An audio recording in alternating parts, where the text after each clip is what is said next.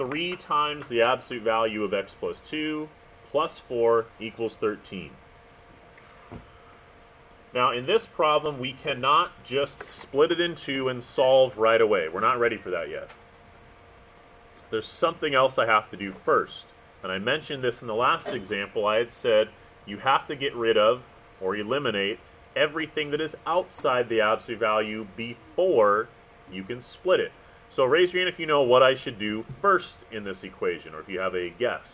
I don't care if you're taking a wild guess, but something. Rena? I am going to subtract 4 first. Just like in any other equation, you get rid of the constant first when you're trying to eliminate things. So now I have 3 times the absolute value of x plus 2 equals 9. Any ideas on what comes next, Nick?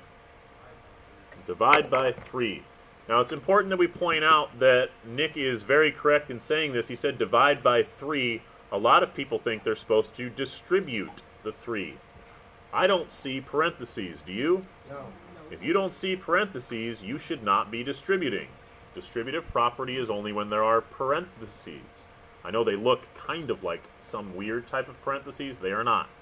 So we will divide by 3 to get rid of the 3. 3 divided by 3 is 1, which is why it cancels. So now we have absolute value of x plus 2 equals 3.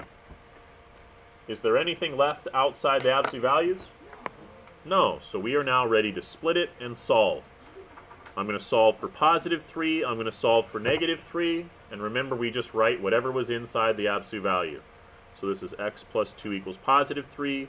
X plus 2 equals negative 3. Each one solved the same way. Just subtract 2 on both sides. That gives us x equals 3 minus 2 is negative 1, or x equals negative 3 minus 2 is negative 5. You'll notice in this one we got 2 negative answers, and that's fine. They don't have to be 1 positive, 1 negative. I'm sorry, positive 1.